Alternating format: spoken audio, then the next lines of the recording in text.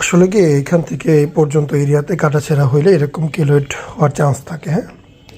তারপরে খুব বেশি কিছু না, 2-3 বার ইঞ্জেকশন দিলেই কমে যাবে। তুমি যদি দেশে থাকো তাহলে 1 মাস পর আবার আইসো, প্রতি 1 মাসে একবার করে দেওয়া যায়।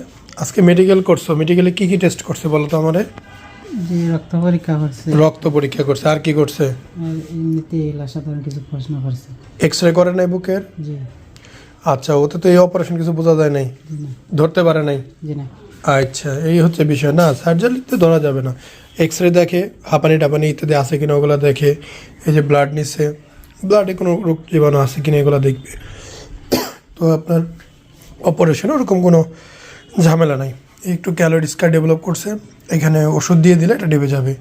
এর সামান্য উঠছে, ডেবে যাবে, এটা ভয়ের কিছু না, এরকম হতেই পারে, হওয়াটা স্বাভাবিক। এই যে আমরা ওনাকে চিকিৎসা দিয়ে দিচ্ছি, এটা আসলে দাগের জন্য কিন্তু চিকিৎসা না, এটা হচ্ছে এই যে উঁচা হয়ে আছে, ক্যামেরাতে বোঝা যাচ্ছে কি না জানি না, তবে উঁচাটাকে সমান করার জন্য চিকিৎসা। দাগ একটু হবেই, কম নাহলে বেশি একটু তো হবেই, হয়তো এটা সমান হয়ে গেলে দাগটা বোঝা যাবে কম, খুবই হালকা।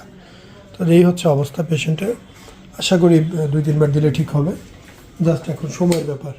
উনি দেশে থাকলে আসবে, এসে সেটা দিয়ে যাবে কেলোডির জন্য ইঞ্জেকশন।